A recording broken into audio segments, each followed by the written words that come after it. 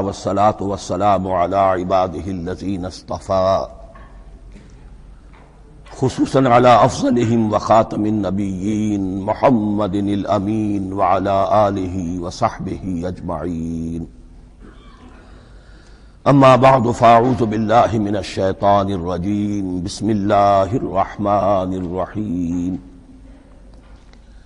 الحمد لله رب العالمين الرحمن الرحيم مالك يوم الدين إياك نعبد وإياك نستعين اهدنا الصراط المستقيم صراط الذين أنعمت عليهم غير المغضوب عليهم ولا الضالين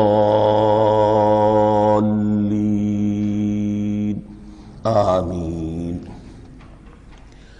رب اشرح لي صدري ويسر لي أمري واحلل عقدة من لساني يفقهوا قولي. اللهم ربنا ألهمنا رشدنا وأعذنا من شرور أنفسنا. اللهم أرنا الحق حقا وارزقنا اتباعه وأرنا الباطل باطلا وارزقنا اجتنابه. اللهم ربنا يسر لنا أمورنا كلها وأتمم لنا بالخير وتقبل منا فإنك خير المتقبلين آمین یا رب العالمین. معزز حاضرین اور محترم خواتین، ہم اللہ کے نام سے اس سال کی نماز تراویح کے ساتھ دورہ ترجمہ قرآن کا آغاز کر رہے ہیں. اس سے پہلے میں عرض کر چکا ہوں کہ اب میری عمر بھی کافی ہو چکی ہے. قمری حساب سے 68 برس مکمل ہو چکے ہیں اور مختلف قسم کے عوارض بھی مجھے لاحق ہیں، اور بہت سے احباب نے اور رفقاء نے مشورہ دیا تھا کہ میں اتنا بڑا بوجھ اپنے ذمے نہ لوں، لیکن میں نے خالصتاً توکلاً علی اللہ اس کی ہمت کی، اس کا ارادہ کیا، اس کے لیے اہتمام بھی خصوصاً ہوا ہے.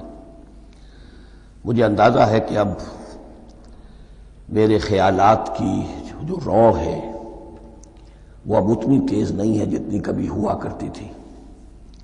کراس ریفرنسز بھی جو ہیں قرآن حکیم کے وہ اتنے مستحضر نہیں ہیں جتنے کبھی ہوتے تھے، بلکہ واقعہ یہ ہے کہ میری زبان بھی بعض اوقات لڑکھڑاتی ہے، اس لیے کہ مجھے جو ادویات استعمال کرنی پڑتی ہیں ان کا اعصاب پر بھی اثر ہوتا ہے، اور جو ہمارے اعضائے رئیسہ ہیں ان پر بھی اثر ہوتا ہے. بہرحال ان سب کے علی الرغم اللہ کا نام لے کر آغاز کر رہے ہیں. میری انتہائی نگارش یہی ہے، تیرے نام سے ابتدا کر رہا ہوں. ابھی میں نے سورہ فاتحہ کی تلاوت کی اور آپ نے سماعت فرمائی. یہ سورہ مبارکہ مصحف کے اعتبار سے تو پہلی سورت ہے ہی، سب کو معلوم ہے، لیکن یہ بھی نوٹ کر لیجئے کہ یہ نزول کے اعتبار سے بھی سب سے پہلی مکمل سورت جو حضور پر نازل ہوئی وہ یہی ہے. اس سے قبل متفرق آیات نازل ہوئیں. 5 آیتیں سورہ علق کے آغاز میں، کچھ آیتیں سورہ قلم یا سورہ نون کے آغاز میں، کچھ آیتیں سورہ مزمل کی ابتدا کی، کچھ آیتیں سورہ مدثر کے آغاز کی. 5ویں وحی تقریباً اس پر اجماع ہے کہ یہ سورۃ الفاتحہ کی ہے، اور یہ مکمل سورت ہے جو حضور پر نازل ہوئی. سورۃ الفاتحہ کے معنی ہوئے افتتاحی سورت. فتح یفتح کے معنی ہے کھولنا. مفتاح کنجی کو کہتے ہیں، چابی کو. تو یہ اوپننگ سورہ آف دی قرآن، قرآن حکیم کی افتتاحی سورت. ویسے جیسا کہ میں تعارف قرآن کے ضمن میں عرض کر چکا ہوں، عربوں کا یہ مزاج تھا کہ جس چیز سے انہیں خصوصی محبت ہوتی تھی اس کے بہت سے نام رکھتے تھے. اس کے بھی بہت سے نام ہیں. سورۃ الفاتحہ سب سے عام ہے، لیکن الکافیہ، الشافیہ، ام القرآن، اساس القرآن، کم سے کم یہ 4 نام تو میں سمجھتا ہوں کہ ہر مسلمان کو مزید معلوم ہونے چاہیے، اور بھی بہت سے نام. اس سورہ مبارکہ کی بالاتفاق و بالاجماع 7 آیتیں ہیں، اگرچہ ان کی ترتیب میں کچھ اختلاف ہے. ایک رائے یہ رائے امام شافعی کی بھی ہے اور بصرہ کے جو قراء تھے ان کی بھی ہے کہ آیت بسم اللہ بھی سورہ فاتحہ میں شامل ہے، اس کا جز ہے، وہ اس کو شامل کر کے پھر 7 آیتیں بناتے ہیں، تو آخری جنہیں ہم 2 آیتیں سمجھتے ہیں صراط الذین انعمت علیہم غیر المغضوب علیہم ولا الضالین، وہ ان کے نزدیک ایک آیت ہے۔ تو گویا کہ نتیجہ یہ نکلا کہ آیتوں کی تعداد 7 ہی رہتی ہے۔ امام ابو حنیفہ رحمۃ اللہ علیہ کا موقف اور کوفے کے جو قراء تھے ان کا بھی موقف یہ ہے کہ آیت بسم اللہ نہ سورہ فاتحہ کا جز ہے نہ کسی اور سورت کا جز ہے، سوائے ایک مقام پر جہاں حضرت سلیمان علیہ السلام کا خط جو ہے نقل ہوا ہے، جنہوں نے ملکہ سبا کو لکھا تھا انہ من سلیمان و انہ بسم اللہ الرحمن الرحیم، تو قرآن کے متن میں صرف اسی جگہ پر یہ آیت شامل سمجھتے ہیں، باقی یہ صرف علامت کے طور پر کہ یہاں سے ایک نئی سورت شروع ہو رہی ہے درج کی گئی ہے۔ اس سورہ مبارکہ کو الصلاح قرار دیا گیا ایک حدیث میں، اس کا جو اسلوب ہے وہ دعا کا ہے، اور دعا کے ساتھ اس کی جو مناسبت ہے اور پھر اسی کی وجہ سے ہماری نماز کا یہ جزو لا ینفک بنا دیا گیا، بلکہ ایک حدیث جو میں آپ کو سناؤں گا اس میں اسی کو نماز قرار دیا گیا، الصلاح یہی ہے۔ ویسے وہ حدیث مبارک موجود ہے من لم یقرأ بفاتحۃ الکتاب لا صلاۃ لمن لم یقرأ بفاتحۃ الکتاب، جو شخص سورہ فاتحہ کی تلاوت نہیں کرتا اس کی کوئی نماز نہیں۔ اس کے حوالے سے بھی ہمارے ہاں 2 مسلک ہیں، ذکر صرف اس لیے کر رہا ہوں کہ آپ کے علم میں ہو، ان میں کوئی بنیادی فرق نہیں ہے، کسی بھی ایک رائے کا انسان قائل اور حامل ہو سکتا ہے بغیر اس کے کہ دوسرے کو بالکل غلط قرار دے، بلکہ یہ کہ اس کے لیے بھی گنجائش اپنے ذہن میں اور اپنے دل میں رکھے۔ تو ایک رائے یہ ہے کہ یہ میں کیا عرض کر رہا تھا، کوئی بھول گیا ہوں۔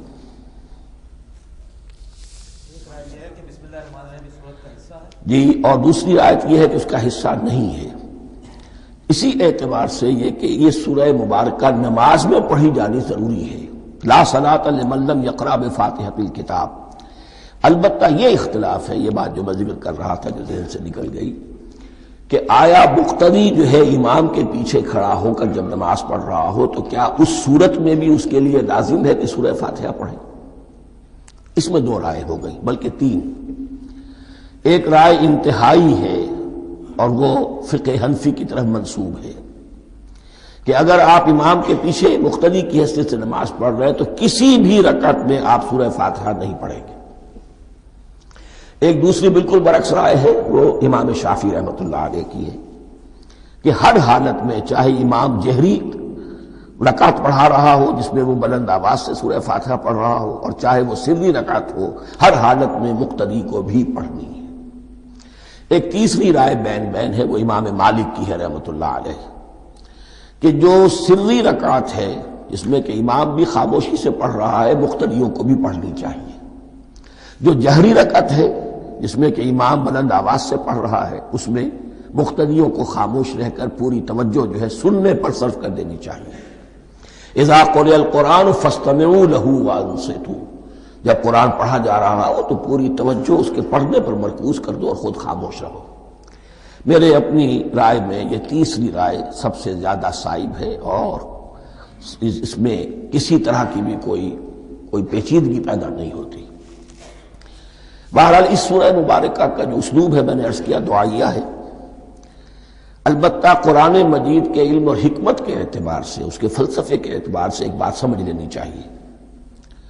قرآن کا فلسفہ یہ ہے کہ بنیادی ہدایت ہر انسان کے دل میں موجود ہے بالقوہ، پوٹینشلی۔ یہ جو قرآن مجید یا اللہ کی کتابیں نازل ہوتی ہیں یہ انہیں ایکٹیویٹ کرتی ہیں، وہ اندر کی جو ڈورمنٹ کانشسنس ہے، خوابیدہ شعور جو ہے اسے بیدار کر کے اور پھر یہ کہ اسے اجاگر کرتی ہیں۔ ہر سلیم الفطرت انسان اور سلیم العقل انسان، 2 سلامتی شرط ہیں۔ سلیم الفطرت، نیچر پرورٹڈ نہ ہو، فطرت مسخ نہ ہو گئی ہو، عقل سلیم ہو، ان دونوں چیزوں کا نتیجہ یہ نکلتا ہے کہ وہ انسان از خود بغیر کسی وحی کی رہنمائی کے، بغیر کسی نبی کی تعلیم کے سے استفادہ کیے ہوئے از خود بھی کچھ حقائق تک پہنچ جاتا ہے۔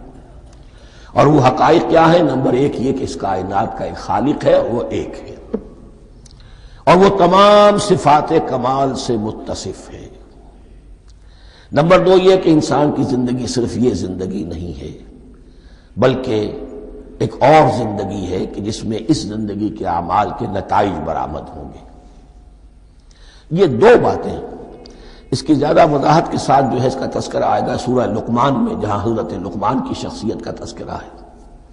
لیکن یہاں صرف یہ بات سمجھ لیجئے کہ قرآن کا فلسفہ یہ ہے کہ ہر انسان میں، ہر فرد نوع بشر میں جو اپنی ولادت کے وقت مسلم ہوتا ہے، حضور کی حدیث ہے کل مولود یولد علی الفطرہ ابواہ یحودانہ او ینصرانہ او یمجسانہ، ہر بچہ نوع انسانی کا فطرت اسلام پر پیدا ہوتا ہے، وہ فطرت کے اندر وہ ہدایت ودیت ہے۔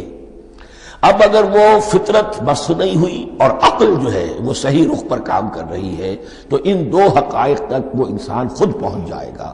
لیکن ان دونوں حقائق تک پہنچنے کے بعد اب وہ دست بستہ دعا کرے گا کہ اے رب اب مزید ہدایت تو مجھے عطا فرما۔ ایک تو یہ کہ میں کیا کروں کیا نہ کروں، میری عقل اس میں ٹھوکر کھا سکتی ہے، میں کسی اچھی چیز کو بری سمجھ سکتا ہوں، کسی بری کو اچھی سمجھ سکتا ہوں، تو مجھے صحیح راستہ، صحیح راہ ہدایت پر چلا۔ یہ دعا ہے جو انسان کرتا ہے جبکہ وہ ایمان باللہ اور ایمان بالآخرہ تک خود پہنچ چکا ہوتا ہے، اور یہ سمجھتا ہے کہ صحیح زندگی کا رخ یہی ہے کہ جس رب کو میں نے پہچانا ہے کہ وہ اس کائنات کا خالق ہے اور مالک ہے اور رب ہے، میں اس کی بندگی کروں، اس کی اطاعت کروں، اس کا حکم مانوں، اس کے راستے پر چلوں۔ لیکن وہ راستہ کون سا ہے؟ اس کے لیے پھر دست بدعا ہوتا ہے کہ پروردگار تو میری رہنمائی فرما۔ یہ مقام ہے کہ جہاں آپ سمجھ لیجئے اپنے آپ کو بھی آج اس جگہ پر تصور کرتے ہوئے پھر اس سورہ مبارکہ کو پڑھیے کہ آپ اس مقام پر اللہ کے فضل و کرم سے پہنچ چکے ہیں کہ اللہ کو آپ نے پہچان لیا اور اس کی توحید کو جان لیا، اس کی جملہ صفات کمال سے آپ واقف ہو گئے۔ آپ یہ بھی جان گئے کہ بڑھ کر اس کے حضور میں حاضر ہونا ہے اور وہ حساب کتاب لے گا۔ پھر آپ نے یہ عہد بھی کر لیا کہ اب زندگی گزارنی ہے اس رب کی بندگی میں، اسی کی فرما برداری میں۔ اب یہاں کھڑے ہو کر آپ پوچھتے ہیں کہ اللہ مجھے وہ تفصیلی ہدایت عطا فرما، ایسا نہ ہو کہ کبھی میں کسی راستے پر چلتا ہوا کسی پگڈنڈی پر مڑ جاؤں اور وہ تھوڑی سی جو ڈیویشن ہو میرے راستے کی وہ میری عاقبت کو برباد کر دے۔ یک لحظہ غافل گشتم و صد سال راہم دور شد، اس لیے کہ ہوتا یہی ہے سیدھے راستے سے ذرا سی کوئی پگڈنڈی جو ہے تھوڑے سے اینگل پر نکلی ہے، لیکن جب چلتے جائیں گے آپ تو جتنے آگے بڑھیں گے اس پر، اس راہ صراط مستقیم سے آپ اتنے ہی زیادہ دور ہوتے چلے جائیں گے۔ یہ ہے قرآن مجید کی حکمت اور فلسفے کے اعتبار سے اس سورہ مبارکہ کا مقام۔ اب آئیے ہم بسم اللہ کرتے ہیں۔ بسم اللہ الرحمن الرحیم، شروع کرتا ہوں میں اللہ کے نام سے جو رحمان اور رحیم ہے۔ اس پر کچھ گفتگو ہو چکی ہے تعارف قرآن کے ضمن میں کہ رحمان اور رحیم دو نام ہیں کہ جو رحمت کے مادے سے نکلتے ہیں۔ رحمان میں اللہ تعالیٰ کی رحمت کا جوش، ہیجانی کیفیت، طوفانی کیفیت، اور رحیم میں اللہ تعالیٰ کی رحمت کا دوام اور تسلسل۔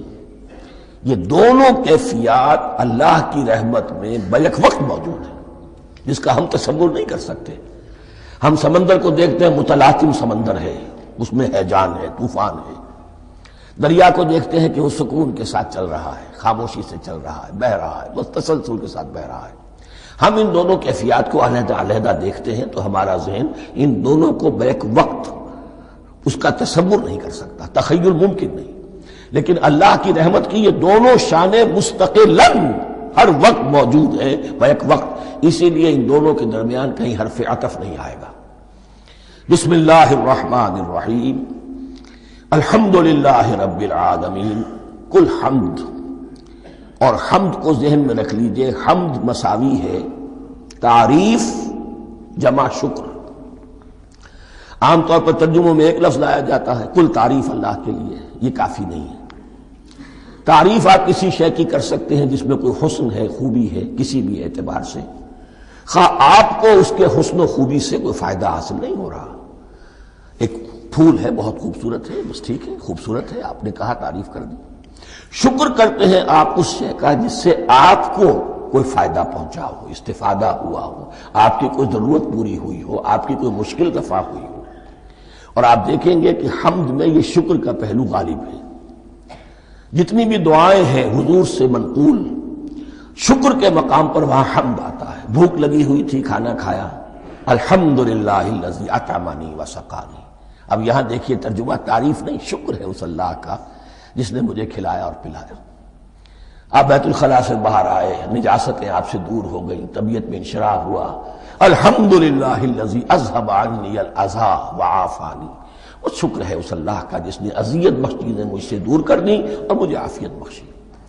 تو یہ الحمدللہ رب العالمین، اللہ تعالیٰ کا حسن و کمال اور حسن و جمال اپنی جگہ بھی اس انتہا کا ہے کہ جتنی تعریف اس کا حق ہے ہم کر ہی نہیں سکتے، لیکن اس کے احسانات اور انعامات ہم پر اتنے ہیں کہ ہم ان کو بھی گن نہیں سکتے۔ لہذا ایک ہی احساء ہم نے کر دیا الف لام کے ساتھ، الحمدللہ رب العالمین۔ تمام تعریفیں اور کل شکر اللہ کے لیے ہیں کہ جو تمام جہانوں کا پروردگار ہے، رب ہے، مالک ہے۔ رب میں ایک مفہوم ہوتا ہے ربوبیت کا، اور اس میں مفہوم شامل ہوتا ہے تربیت کا، ربیانی صغیرہ۔ تو مالک ہونا اور تربیت دینا، آپ جس شے کے مالک ہوں گے آپ چاہیں گے اس میں بڑھوتری ہو، اس میں اضافہ ہو، وہ نشو و نما پائے۔ تو یہ دونوں چیزیں آپس میں ایک دوسرے کا جڑی ہوئی ہیں، پروردگار بھی اور مالک بھی۔ عام طور پر عربی میں رب کا لفظ مالک کے لیے آتا ہے، رب البیت، رب الدار، رب المال۔ تو مالک وہاں پر ظاہر بات ہے کہ اس سے مراد کیا ہے، مال والا، گھر والا، گھر کا مالک۔ تو کل شکر اور کل تعریف اس اللہ کے لیے ہے جو تمام جہانوں کا مالک بھی ہے اور پروردگار بھی ہے۔ الرحمن الرحیم، رحمان ہے اور رحیم ہے۔ اب دوبارہ اس کی میں وضاحت نہیں کروں گا۔ مالک یوم الدین، یوم دین کا مختار مطلق ہے۔ دین عربی زبان میں کہتے ہیں بدلے کو، دناہم کما دانو کما تدینو تو دانو، یہ کہاوت ہے۔ جیسے اردو میں ہم کہتے ہیں جیسا کرو گے ویسا بھرو گے، کما تدینو تو دانو، تو یہ ہے بدلہ۔ اس کا بنیادی مفہوم جو ہے وہ بدلہ ہے۔ تو بدلے کا ایک دن ہے جس دن فیصلہ ہوگا کہ کون کیا کما کر لایا ہے اور اسے کیا بدلہ ملنا چاہیے۔ آیا اس کا برائیوں کا پلڑا بھاری ہے کہ اسے سزا ملنی چاہیے، یا اس کی حسنات اور نیکیوں کا پلڑا بھاری ہے کہ اسے جزا ملنی چاہیے، اس کا انعام اور اکرام کے ساتھ معاملہ کیا جانا چاہیے۔ وہ ایک دن ہے، اسے ہم یوم القیامہ کہتے ہیں۔ اور لیکن اصل بات جو یہاں کہی گئی، یعنی ایک جملے میں تین باتوں کا اعتراف ہو رہا ہے۔ بعث بعد الموت، ایک دن آئے گا کہ ہم مرنے کے بعد تمام انسان اٹھا لیے جائیں گے، پھر حساب و کتاب، پھر اللہ کے ہاں حاضری ہوگی اور حساب کتاب ہوگا۔ اور تیسرا یہ کہ اس حساب کتاب کے دن کا مختار مطلق اللہ ہے، یعنی کسی اور کو اپنے ذہن میں سہارا بنا کر آپ زندگی گزاریں کہ وہ مجھے چھڑا لے گا، یا وہ ہستی جو ہے اتنی زوردار ہے کہ وہ مجھے بچا لے گی، اس سے اپنے دل کو، اپنے ذہن کو بالکل پاک کر لیجئے۔ مالک یوم الدین، ایک دوسری جگہ پر قرآن میں آیا ہے، اس روز کوئی پکارنے والا پکارے گا، لمن الملک اليوم للہ الواحد القہار، آج کے دن کس کا اختیار مطلق ہے؟ اور پھر کہا جائے گا اللہ کے لیے، الواحد قہار، جو پوری طرح چھایا ہوا ہے، بس تولی ہے۔ تو مالک یوم الدین، جو جزا و سزا کے دن کا مالک ہے۔ اب یہاں سے کلام ایک رخ بدل رہا ہے۔ ابھی تک تو یہ غائبانہ انداز میں کلام ہو رہا ہے، اللہ سے خطاب نہیں آیا اس میں ابھی۔ الحمدللہ رب العالمین الرحمن الرحیم مالک یوم الدین، اب خطاب ہے، ایاک نعبد و ایاک نستعین، ہم صرف تیری ہی بندگی کرتے ہیں اور کریں گے، اور ہم صرف تجھ ہی سے مدد مانگتے ہیں اور مانگیں گے۔ یہ ترجمہ میں کیوں کر رہا ہوں کہ یہ فعل مضارع ہے۔ عربی زبان میں فعل مضارع حال اور مستقبل دونوں کو کور کرتا ہے۔ کا جو ہے مفعول فاعلی جو ہے، مفعول جو ہے اس میں ضمیر مفعولی اسے پہلے لا کر حشر کا مضمون پیدا ہو گیا۔ ہم تیری بندگی کرتے ہیں نہیں، ہم تیری ہی بندگی کرتے ہیں اور کریں گے۔ حال میں ترجمہ کیجئے تو یہ اظہار حال ہے، اور مستقبل میں ترجمہ کیجئے تو یہ ایک عہد ہے، قول و قرار ہے، بہت بڑا معاہدہ ہے۔ وَإِيَّاكَ نَسْتَعِينُ، اور صرف تجھ ہی سے مدد مانگتے ہیں اور مانگیں گے۔ اس میں بھی حال کا ترجمہ اظہار حال، اللہ کرے کہ واقعی ہمارا حال وہی ہو، جب ہم یہ الفاظ کہتے ہیں تو واقعتاً ہم اس پر پورے اتر رہے ہوں کہ اسی کی بندگی کر رہے ہوں اور اسی سے ساری استعانت اور استمداد کر رہے ہوں۔ جہاں تک مستقبل کا تعلق ہے وہ پھر ایک عہد ہے، اہدنا الصراط المستقیم، یہ مقام وہ آ گیا کہ یہاں تک تو اے پروردگار ہم پہنچ گئے، تیرے فضل سے، تیرے کرم سے۔ فطرت سلیمہ بھی تیری عطا کردہ تھی، عقل سلیم بھی تیری ودیعت کردہ تھی، ان دونوں کی روشنی سے ہم یہاں تک تو پہنچ گئے۔ اب ہماری جو ضرورت ہے، احتیاج ہے، وہ کیا ہے؟ اہدنا الصراط المستقیم، ہدایت بخش ہمیں سیدھے راستے کی۔ یہاں دو باتیں سمجھ لیجئے، انفرادی سطح پر انسان کے لیے نہ معلوم کتنے مرحلے آتے ہیں ہر روز کہ جس میں وہ ایک ٹھٹک کر کھڑا ہو جاتا ہے، یہ کروں یا یہ کروں، دو آلٹرنیٹو سامنے آ رہے ہیں، فیصلہ کرنا مشکل ہو رہا ہے، قدم قدم پر ہدایت کی ضرورت ہے۔ اور اجتماعی طور پر نوع انسانی تین بڑے بڑے تمدنی مسائل میں واقعہ یہ ہے کہ تسلیم کر لیا جانا چاہیے کہ عقل انسانی اس کو راستہ نہیں دکھا سکتی۔ عام معاشرتی سطح پر مرد اور عورت کے درمیان حقوق اور اختیارات کا کیا توازن ہو، ناممکن ہے، انسان طے نہیں کر سکتا۔ انسان یا مرد ہے یا عورت ہے، عورت سوچے گی اپنے لحاظ، اپنے جذبات کا، اپنے خیالات کا لحاظ رکھے گی، مرد کے جذبات و احساسات کا اسے اس کا کوئی تصور ہی ممکن نہیں۔ مرد سوچے گا اسے اپنے احساسات معلوم ہے، لیکن یہ کہ عورت کے احساسات سے وہ نابلد ہے، ان کو محسوس کر ہی نہیں سکتا۔ لا محالہ وہ اپنے بارے میں وہ جو بھی نظام بنائے گا اس میں وہ اپنی بالادستی رکھے گا۔ وہ تو ایک ہی ہستی ہو سکتی ہے کہ جو دونوں کی خالق ہے، مرد کی بھی عورت کی بھی، اور اس کو دونوں سے محبت ہے، دونوں کا خیر خواہ ہے، دونوں کا رب ہے، دونوں کو پروان چڑھانا چاہتا ہے۔ اسی طرح فرد اور معاشرہ یا ریاست، حکومت اور ریاست ہمیشہ یہ چاہتی ہے کہ سارے اختیارات ہمارے ہاتھ میں آ جائیں، ٹوٹلیٹیرین سوسائٹی ہو، بس ہم حکم دیں اور لوگ اس پر چلیں۔ افراد یہ چاہتے نہیں، ہمیں آزادی ہونی چاہیے۔ اب آپ دیکھیے کہ دنیا میں کتنے جھگڑے چلتے ہیں اسی پر، فریڈم فریڈم فریڈم۔ وہ فریڈم واقعتاً اپنی جگہ پر ایک شے ہے، افراد کی آزادی ہونی چاہیے، لیکن افراد کی آزادی اتنی نہ ہو جائے کہ وہ مادر پدر آزاد ہو جائے، کوئی قانون، کوئی قاعدہ، کوئی اخلاقی، کوئی حدود اور قیود جو ہے ان کا پابند نہ رہے۔ تو اب کہاں ہے وہ نقطہ اعتدال کہ جس میں انسان کی انفرادی آزادی، انفرادی اختیار اور ادھر اجتماعی مصلحتیں جو ہیں ان کو بیلنس کیا جا سکے؟ انسان طے نہیں کر سکتا، صرف اللہ ہی اس کے لیے نظام دے سکتا ہے۔ تیسرا مسئلہ ہے سرمایہ اور محنت، اس میں کیا توازن ہو؟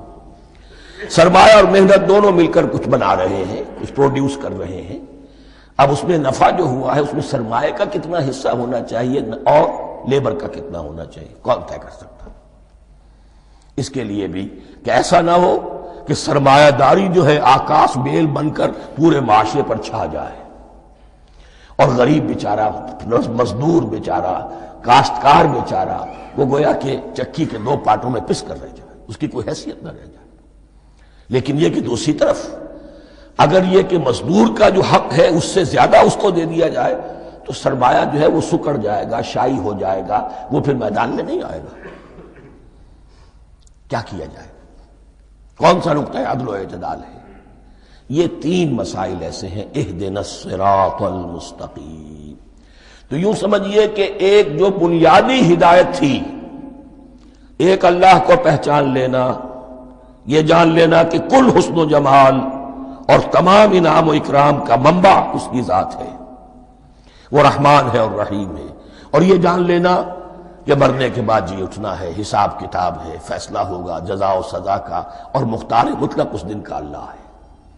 پھر یہ عہد کر لینا ایاک نعبد و ایاک نستعین. اس کے بعد دعا پروردگار ہمیں ہدایت پر قائم رکھ، ہماری ہدایت میں اضافہ فرما. اس ہدایت کے لفظ کو سمجھ لیجئے، بنیادی ہدایت، تفصیلی ہدایت، قدم قدم پر ہدایت، ہدایت پر ہدایت. والذین اہتدوا زادہم ھدی، جو لوگ ہدایت کے راستے پر آتے ہیں اللہ ان کی ہدایت میں اضافہ کرتا ہے. تو یہ قدم قدم پر ہمیں ہدایت کی ضرورت ہے اور مرحلہ وار ضرورت ہے. ہدایت اس کو بھی کہتے ہیں کہ کسی نے آپ سے کوئی پتہ پوچھا، آپ نے کہا ادھر جانا، پھر دوسری گلی میں مڑنا، پھر جانا دو تین لائٹیں چلے جانا، پھر مڑنا وغیرہ وغیرہ. یہ بھی ہدایت ہے، نظری طور پر آپ نے بتایا ہے. ایک ہدایت یہ ہوئی کہ بھائی میں چلتا ہوں آپ کے ساتھ، میں آپ کو وہاں تک پہنچا دوں گا تاکہ آپ کو دقت نہ ہو. آپ نے منزل تک پہنچا دیا. ان دونوں کے درمیان، یہ تو میں نے ایک فرد کی مثال دی ہے، اللہ اور بندے کے درمیان نہ معلوم کتنے مراحل ہیں ہدایت کے. تو کسی وقت بھی انسان اپنے آپ کو ہدایت خداوندی سے مستغنا نہیں سمجھ سکتا. اور نہیں تو پروردگار جو ہدایت دی ہے اس پر ہدایت پر قائم رکھ. کیا پتہ شیطان کا کوئی حملہ، کیا پتہ ہمارے نفس کی کوئی شرارت کسی ایسے رخ پر ہمیں ڈال دے کہ اب تک کی ساری کمائی بھی ضائع ہو جائے. لہذا یہ نہ سمجھیے کہ جب یہ ساری چیزیں ان کو معلوم تھی، ان چیزوں کا تو اقرار کر رہے تو اب ہدایت کون سی مانگ رہے ہیں؟ تو ہدایت کا تو بڑا میدان کھلا ہوا ہے. اور اس ہدایت کی وہ جو میں نے آخری شکل آپ کو بتائی ہے کہ منزل مقصود تک پہنچا دے، یہ ہدایت بھی قرآن مجید میں اس معنی میں بھی لفظ آیا ہے کہ اہل جنت جب جنت میں داخل ہوں گے تو جو ترانہ حمد ان کی زبان پر اس وقت ہوگا وہ کیا ہے؟ الحمدللہ الذی ہدانا لہذا وما کننا لنہتدی لولا ان ہدانا اللہ.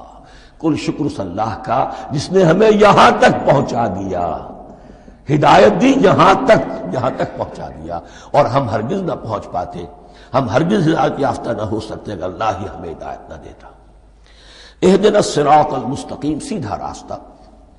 صراط الذین انعمت علیہم، اب اس کی مزید وضاحت ہے. راستہ اس کا ان لوگوں کا جن پر تیرا انعام ہوا.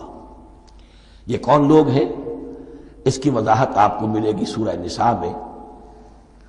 من یطع اللہ والرسول فاولئک مع الذین انعم اللہ علیہم من النبیین والصدیقین والشہداء والصالحین.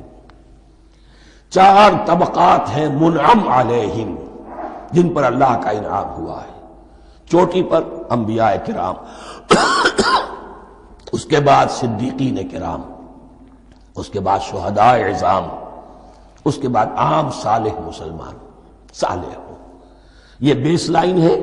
اس سے اوپر کا درجہ شہداء کا ہے، اس سے اوپر کا درجہ صدیقین کا ہے، اور پھر اس سے اوپر کا درجہ انبیاء کا ہے. انبیاء میں سے پھر وہ بھی ہوتے ہیں کہ جو اولو العزم میں من الرسل ہیں. لیکن یہ چار طبقات ہیں، ان کے راستے پر ہمیں چلا. غیر المغضوب علیہم ولا الضالین، جو مغضوب علیہم نہیں ہوئے، جن پر تیرا غضب نہیں ہوا. اور غضب ہوتا ہے ان پر کہ جو ہدایت کے واضح ہونے کے بعد ہدایت کو ترک کر دیں، وہ ہے مغضوب علیہم. جنہیں ہدایت مل گئی ہو، ہدایت کو پہچان لیا ہو، پھر اپنی شرارت نفس کی وجہ سے، اپنی نفسانیت کی وجہ سے، اپنے تکبر کی وجہ سے، اپنے حسد کی وجہ سے وہ اس حق کو رد کر دیں، اس کو ترک کر دیں. ان پر اللہ کا غضب آتا ہے. اور اس میں اس کی بہت بڑی مثال تاریخ کے اعتبار سے یہودی ہے. اللہ نے انہیں ہدایت دی، کتابیں عطا کی، تورات، انجیل، زبور، سینکڑوں نبی ان میں مبعوث کیے. 1400 برس تک نبوت کا تار ٹوٹا ہی نہیں، مسلسل. ابتدا میں بھی 2 نبی، موسیٰ اور ہارون، اور اختتام پر بھی 2 نبی، عیسیٰ اور یحییٰ علیہ السلام. اور ان کے مابین کوئی لمحہ نہیں آیا ہے تاریخ بنی اسرائیل میں جبکہ کوئی نہ کوئی نبی موجود نہ ہو. لیکن انہوں نے اپنی شرارت نفس کی وجہ سے ہدایت تورات سے بھی منہ موڑا، اور پھر سب سے بڑی بات یہ کہ ہدایت محمدی سے، ہدایت قرآنی سے بھی صلی اللہ علیہ وسلم منہ موڑا. وہ ہے مغضوب علیہم ولا الضالین، اور نہ ہی گمراہ ہوئے. یہ لفظ جو آتا ہے عربی زبان میں گمراہ کا بھی ہے اور تلاش حق میں بھٹکنے والے کا بھی ہے. ایک وہ شخص ہے جس پر حق ابھی واضح نہیں ہوا، وہ تلاش میں ہے، اس کے لیے بھی ضال کا لفظ آئے گا. اسی طرح کوئی شخص کسی کے عشق اور محبت میں ایسا ہو جائے، دیوانہ ہو جائے، اس کو بھی ضال کہتے ہیں، یعنی اس کے اوپر جذبات کا اتنا غلبہ ہو گیا ہے کسی کی محبت اور عشق کی بنا پر۔ تو حضور کے لیے یہ لفظ آیا ہے وَوَجَدَكَ ضَالًّا فَهَدَىٰ، اور یہ تو سورۃ الضحیٰ ہے، اکثر بیشتر لوگوں کو یاد ہوگی۔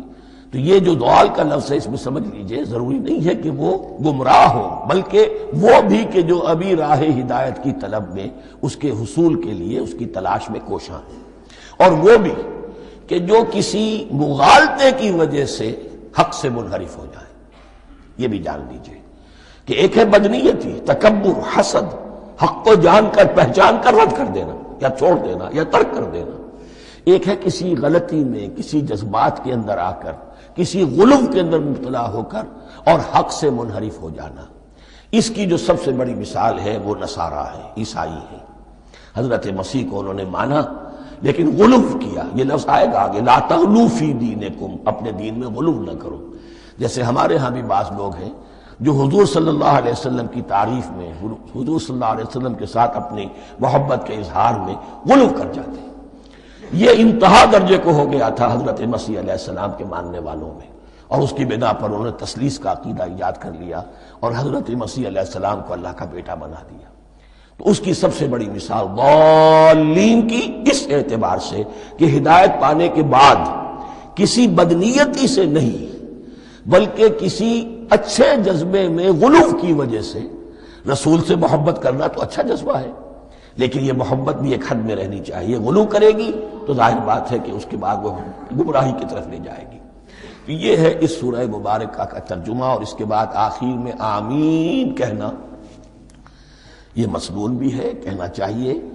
البتہ اختلاف یہاں بھی صرف اتنا ہے کہ نماز میں جب آپ امام کے ساتھ ہیں، وہ اگر جہری قرات کر رہا ہے تو آیا اس کے بعد آپ کو بھی بالجہر کہنا ہے آمین یا نہیں کہنا، یہ اختلاف ہے، ان میں کوئی فرق واقع نہیں ہوتا۔ یہ چیز متفق علیہ کہ کہنا ہے آمین، بلکہ یہ آمین تو یہودیوں میں ہے، یہ آمین جو ہے یہ عیسائیوں میں بھی ہے۔ ان کی بھی جو پریئر لارڈس پریئر ہے اس کے بعد آمین، وہ آمین کہتے ہیں، وہ فرق، وہ لفظ ایک ہی ہے، اس لیے کہ عبرانی زبان اور عربی زبان یا تو ہم یہ کہہ سکتے ہیں کہ دونوں بہنیں ہیں، کوئی ایک مشترک زبان تھی ان کی ماں جس کی یہ دو بیٹیاں ہیں، اور یا یہ کہنا پڑے گا کہ عربی زبان کی ماں جو ہے وہ عبرانی زبان ہے۔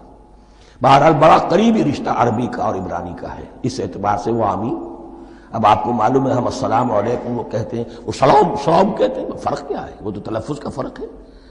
اسی طریقے سے اور بہت سے الفاظ ہیں، میں بعد میں بتا۔ اب میں اس سورہ مبارکہ کے بارے میں خاص حدیث آپ کو سنانا چاہتا ہوں، اور اسی سے در حقیقت جو امام ابو حنیفہ کا موقف ہے رحمۃ اللہ علیہ، اس کی حقانیت مزید مبرہن ہو جائے گی۔ یعنی کیا کہ آیت بسم اللہ سورہ فاتحہ کا جز نہیں ہے، سورہ فاتحہ الحمدللہ رب العالمین سے شروع ہوتی ہے۔ وہ میں آپ کو بتانا بھول گیا کہ جن کے نزدیک یہ سورت کا جز ہے وہ پھر جہری قرات میں بسم اللہ الرحمن بھی بلند آواز سے کہیں گے، اور جن کے نزدیک یہ سورہ فاتحہ کا جز نہیں ہے وہ نہیں کہیں گے، وہ الحمدللہ رب العالمین سے قرات کریں گے۔ تو کوئی فرق نہیں ہے بنیادی۔ یہ حدیث جو ہے یہ مسلم شریف میں ہے اور حدیث قدسی ہے، اس کے راوی حضرت ابو ہریرہ ہیں رضی اللہ تعالی عنہ، اور اس حدیث نے اس سورت کے مضامین کا نہایت عمدہ تجزیہ کر دیا ہے۔ حدیث کے الفاظ سن لیجئے، قسمت الصلاۃ بینی و بین عبدی نصفین۔ اللہ تعالیٰ فرما رہے ہیں، حدیث قدسی ہے، میں نے نماز کو، صلاۃ کو اپنے اور اپنے بندے کے درمیان آدھا آدھا تقسیم کر لیا، فنصفها لی ونصفها لعبدی، اس کا نصف جو ہے وہ میرے لیے ہے اور نصف جو ہے وہ میرے بندے کے لیے ہے، ولعبدی ما سأل، اور جو میرے بندے نے مانگا میں اسے دوں گا، میرا وعدہ ہے یا میں نے اسے دیا۔ اس کے بعد اس کی تفصیل آتی ہے، اذا قال العبد، جب بندہ کہتا ہے الحمدللہ رب العالمین، قال اللہ حمدنی عبدی، جب بندہ کہتا ہے الحمدللہ رب العالمین، اللہ فرماتا ہے میرے بندے نے میری حمد کی۔ وَإِذَا قَالَ الرَّحْمَٰنِ الرَّحِيمِ قَالَ اللَّهُ اثْنَىٰ عَلَيَّ عَبْدِي، جب بندہ کہتا ہے الرحمن الرحیم، اللہ فرماتا ہے میرے بندے نے میری ثنا کی۔ وَإِذَا قَالَ مَالِكِ يَوْمِ الدِّينِ قال اللہ تعالی مجدنی عبدی، میرے بندے نے میری تمجید بیان کی، میری بزرگی بیان کی۔ اب یہ تین آیتیں ہو گئیں، تینوں میں اللہ کی حمد ہے، ثنا ہے، تمجید ہے۔ یہ تین آیتیں خالص اللہ کے لیے ہو گئیں۔ اب چوتھی آیت آئی، ایاک نعبد و ایاک نستعین۔ اس کے بارے میں جب بندہ کہتا ہے اذا قال العبد ایاک نعبد و ایاک نستعین، قال اللہ تعالی ھذا ما بینی و بین عبدی ولعبدی ما سأل، یہ میرے اور میرے بندے کے درمیان ہے۔ یہ تو یوں سمجھیے کہ یہ گرہ لگ گئی ہے میرے اور میرے بندے کے مابین۔ اس نے مجھ سے قول و قرار کیا ہے، اس نے میری بندگی کا اعتراف کیا ہے، اس نے تسلیم کیا ہے کہ میری ہی بندگی کرتا ہے اور کرے گا، اور مجھ سے مدد چاہیے ہے۔ ھذا ما بینی و بین عبدی، یہ معاہدہ ہے، معاہدہ دو فریقوں کے مابین ہوتا، یہ میرے اور میرے بندے کے مابین ہے۔ وَلِ عَبْدِي مَا سَأَلَ، اور میں نے اپنے بندے کو دیا جو اس نے مانگا، وہ میری مدد چاہتا ہے، میری مدد اس کے شامل حال رہے گی۔ فَإِذَا قَالَ، اور جب بندہ کہتا ہے اهْدِنَا الصِّرَاطَ الْمُسْتَقِيمَ صِرَاطَ الَّذِينَ أَنْعَمْتَ عَلَيْهِمْ غَيْرِ الْمَغْضُوبِ عَلَيْهِمْ وَلَا الضَّالِّينَ، قال اللہ تعالی ھذا لعبدی ولعبدی ما سأل، یہ تین آیتیں یہ میرے بندے کے لیے، اهدنا الصراط المستقیم، اسی صراط مستقیم کی وضاحت ہے مثبت، صراط الذین انعمت علیہم، اسی صراط المستقیم کی وضاحت ہے منفی انداز میں، غیر المغضوب علیہم ولا الضالین۔ یہ سب میرے بندے کے لیے ہے اور میں نے اپنے بندے کو دیا جو اس نے مانگا۔ اس کو میں نے ایک مرتبہ یہ ترازو کی شکل میں اس کو لکھوایا تھا۔ دیکھیے یہ ایاک نعبد و ایاک نستعین، یہ ہے وہ ترازی کی وہ ڈنڈ، واو جو ہے ایاک نعبد و ایاک نستعین، واو جو ہے گویا کہ وہ مٹھ ہے جس سے کہ ترازو کو پکڑا جاتا ہے۔ ادھر ایک پلڑا ہے جس کی تین آیتیں ہیں، الحمدللہ رب العالمین الرحمن الرحیم مالک یوم الدین۔ اس کا نتیجہ کیا نکلا؟ ایاک نعبد۔ آپ نے شاید یہ سنا بھی ہو، ایک بہت ہی عمدہ قرات کا جو ریکارڈ ہے قاری عبدالباسط عبدالصمد کا، وہ یہیں سے چل کر سورہ فاتحہ کی قرات کر کے ایاک نعبد پر آ کر رکتا ہے، الحمدللہ رب العالمین الرحمن الرحیم مالک یوم الدین ایاک نعبد۔ گویا کہ یہاں یہ صورت بالکل ہاف ہو گئی ہے، تین آیتوں میں اللہ کی حمد ہے، ثنا ہے، تمجید ہے، جس کا نتیجہ ہم تیری ہی بندگی کرتے ہیں، تیری ہی اطاعت کریں گے۔ لیکن اب اس کے بعد سوال ایاک نستعین، اسی کی جو استعانت کیا درکار ہے ہمیں؟ ہدایت۔ ہدایت سب سے بڑی استعانت ہے، ہدایت ہی تو سب سے بڑی مدد ہے۔ اهدنا الصراط المستقیم صراط الذین انعمت علیہم غیر المغضوب علیہم ولا الضالین، یہ ایاک نستعین کے حکم کے ساتھ یہ تین آیتیں آ گئیں، اهدنا الصراط المستقیم صراط الذین انعمت علیہم غیر المغضوب علیہم ولا الضالین، قسمت الصلاة بینی و بین عبدی نصفین فنصفها لی ونصفها لعبدی ولعبدی ما سأل۔ اللہ تعالیٰ اس سورہ فاتحہ کا جو اصل مفہوم ہے وہ بھی ہمارے ذہنوں پر، ہمارے شعور کی سطح پر اسے اجاگر کیے رکھے، ہمیں توفیق دے کہ جب بھی پڑھیں، جب بھی سنیں تو وہ کیفیت اگر ہو جائے۔ اس لیے کہ ایک حدیث ہے کہ الصلاۃ معراج المومنین، نماز تو اہل ایمان کے حق میں معراج کے درجے میں ہے۔ اس حوالے سے ہم یہ سمجھ سکتے ہیں کہ کوئی وقت ایسا آ سکتا ہے کہ انسان کو واقعتاً، روح انسانی واقعتاً اللہ کے یہ جواب سنے، انہونی بات نہیں ہے یہ، ہوتا ہے خطاب آخر، اٹھتا ہے حجاب آخر، کرتے ہیں خطاب آخر، یہ تو ہوتا ہے۔ مخاطبہ الہی، یہ تو میں نے عرض کیا کہ ثابت ہے، مخاطبہ، محادث اور تحدیث، اللہ بندوں سے کلام کرتا ہے۔ اب آئیے بسم اللہ الرحمن الرحیم، اب یہ سورہ بقرہ شروع ہو رہی ہے۔ سورۃ البقرہ جو 286 آیات پر مشتمل ہے، تقریباً 2.5 پاروں پر پھیلی ہوئی ہے۔ ہر شخص جانتا ہے کہ یہ قرآن حکیم کی حجم کے اعتبار سے سب سے بڑی سورت ہے، لیکن یہ معاملہ صرف حجم کا نہیں ہے۔ نبی اکرم صلی اللہ علیہ وسلم نے اسے سنام القرآن قرار دیا ہے۔ آپ نے فرمایا لکل شیء سنام، ہر چیز کی ایک چوٹی ہوتی ہے، جیسے اونٹ کا کوہان ہوتا ہے۔ وسنام القرآن البقرہ، سنام القرآن، قرآن کی چوٹی جو ہے وہ سورۃ البقرہ ہے۔ یہ نوٹ کر لیجئے جو میں نے کل آپ کو جو مختلف مکی اور مدنی صورتوں کے گروپوں کے بارے میں بتایا تھا کہ یہاں سے اب پہلی منزل بھی شروع ہو رہی ہے اور پہلا گروپ بھی شروع ہو رہا ہے، اور اس کے ساتھ جو اگلی صورت آئے گی وہ اس کا جوڑا ہے، سورہ آل عمران، جس کی سب سے نمایاں علامت یہ نوٹ کیجئے، یہ بھی الف لام میم سے شروع ہوئی، اگلی بھی الف لام میم سے شروع ہوگی۔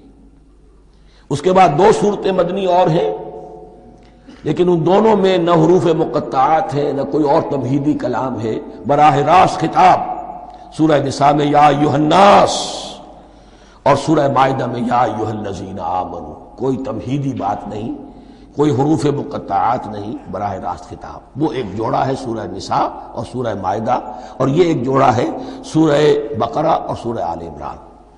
سورہ بقرہ اور سورہ آل عمران کو نبی اکرم صلی اللہ علیہ وسلم نے الزہراوین بھی قرار دیا ہے۔ زہرا کہتے ہیں بڑی روشن چیز کو، یہ حضرت فاطمہ رضی اللہ تعالی عنہا کے نام کے ساتھ آتا ہے، فاطمۃ الزہراء، تو زہرا بہت روشن دمکتی ہوئی شے۔ الزہراوین، یہ 2 نہایت دمکتی ہوئی صورتیں ہیں جو قیامت کے دن 2 بدلیوں کی شکل میں ظاہر ہوں گی، حضور نے فرمایا، اور جو لوگ ان صورتوں سے محبت کرتے تھے ان پر سایہ کریں گی۔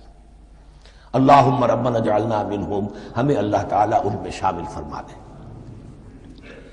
اس سورہ مبارکہ کو 2 حصوں میں تقسیم سمجھیے۔ ویسے تو یہ کہ رکوع آئیں گے، پارے بھی بدلیں گے اس میں، لیکن حصے 2 ہیں۔ پہلے حصے میں اصل روح سخن سابقہ امت مسلمہ سے ہے، یہود سے، بنی اسرائیل سے۔ دوسرے حصے میں اصل خطاب موجودہ امت مسلمہ سے ہے، امت محمد سے صلی اللہ علیہ وسلم۔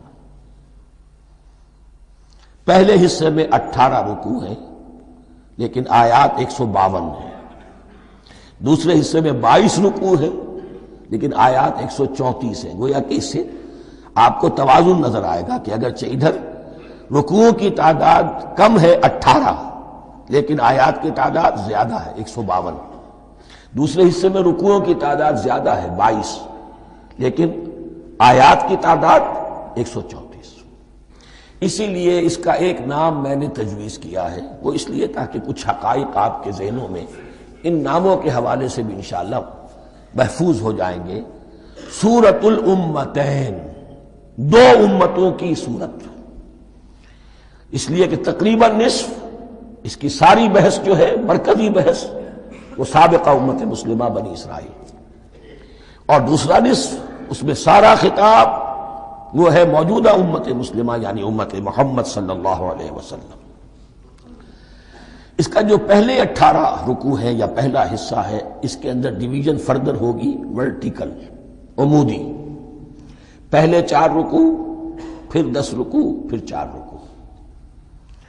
لیکن جو 22 رکوع ہیں دوسرے حصے کے، دوسرے نصف کے، اس میں ڈویژن جو ہے جو ہاریزونٹل ہے، وہ افقی تقسیم ہے، عمودی نہیں، افقی۔ وہ میں بعد میں بیان کروں گا جب ہم وہاں پہنچ جائیں گے۔ ان کو پہلے سمجھ لیجئے کہ اس پہلے حصے کی جو تقسیم میں نے کی ہے، پہلے 4 رکوع، پھر 10 رکوع اور پھر 4 رکوع۔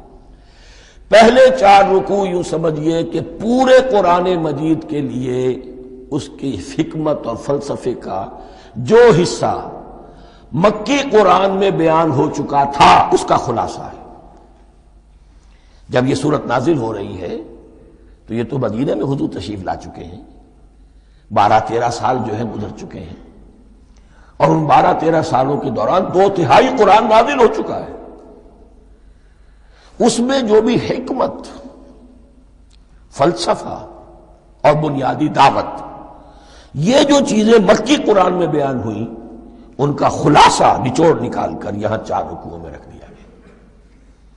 اگرچہ ان میں بھی جب گہرائی میں آپ دیکھیں گے تو روح سخن جو ہے وہ بنی اسرائیل کی طرف ہے، وہ میں بعد میں عرض کروں گا، لیکن اضافی طور پر یہ سمجھ لیجئے کہ پورے مکی قرآن کے حکمت اور پیغام کا خلاصہ ان 4 رکوعوں میں۔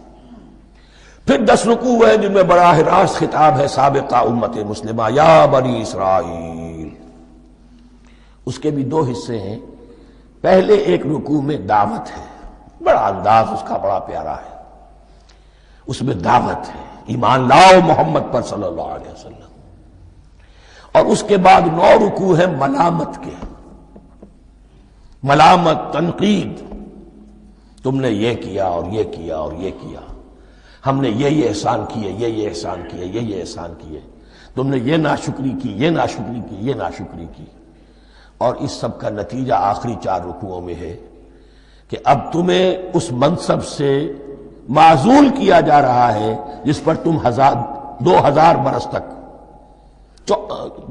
برس تک فائز رہے ہو، اور تمہیں ہٹا کر اب ایک نئی امت محمد کی شکل میں جو وجود میں آ چکی ہے صلی اللہ علیہ وسلم، اسے اس پر فائز کیا جا رہا ہے۔ اور اس کی علامت کے طور پر اسے میں کہا کرتا ہوں کورونیشن، تاج پوشی۔ ایک امت معزول، دوسری امت اس کا نصب ہو رہا ہے، اس کی تاج پوشی کے لیے سمبل، علامت کیا ہے؟ قبلہ تحویل۔ وہ قبلہ یروشلم، سابقہ امت کا قبلہ اب ادھر رخ نہیں ہوگا، اب اہل توحید کا قبلہ یہ مکے کی طرف ہوگا، بیت اللہ کی طرف ہوگا۔ تو تحویل قبلہ کا مضمون ہے جو ان 4 رکوعوں میں آتا ہے۔ تو یہ میں نے تھوڑی سی تمہید جو ہے آپ کے سامنے رکھ دی ہے۔ اب بسم اللہ کیجئے۔ بسم اللہ الرحمن الرحیم۔ الف لام میم۔ الف لام میم یہ حروف مقطعات ہیں، یہ علیحدہ علیحدہ پڑھے جاتے ہیں، علم نہیں پڑھ سکتے اس کو۔ الف لام میم، ہا میم ہے، ہا علیحدہ میم علیحدہ، اگرچہ لکھے ہوئے ہوتے ہیں جڑے ہوئے، کاف ہا یا عین صاد لکھے ہوئے جڑے ہوئے، پڑھے جائیں گے علیحدہ علیحدہ، قطع علیحدہ کرنا۔ تو حروف مقطعات ان کے بارے میں ایک بات تو جو ہے اجماعی ہے، سب کے نزدیک مسلم ہے، ان کا کوئی حتمی مفہوم اور ان کے حتمی معنی کسی کو معلوم نہیں سوائے اللہ اور اس کے رسول کے۔ اس معنی میں یوں بھی کہا گیا یہ کوڈ ورڈز ہیں، جیسے کہ کوئی میسیجز جو ہیں ادھر ادھر بھیجے جاتے ہیں، سیکرٹ میسیجز، تو کچھ کوڈ ورڈز ہوتے ہیں جس سے سمجھ میں آتا ہے کہ یہ بات واقعتاً صحیح سورس سے آ رہی ہے، واللہ عالم۔ لیکن اس کا کوئی مفہوم اور اس کے معنی جو ہیں وہ اتفاق اس پر ہے، اگرچہ بعض حضرات نے کچھ اپنی سی کوشش کی ہے، کچھ مفہوم جو ہے بنانے کی، وہ اپنی جگہ پر ہے، لیکن یہ کہ کسی حضرت عبداللہ ابن عباس رضی اللہ تعالی عنہما نے بعض ایسی کوششیں کی ہیں، لیکن ان کی رائے کو بھی ان کی ذاتی رائے سمجھا گیا ہے، امت نے اسے قبول نہیں کیا۔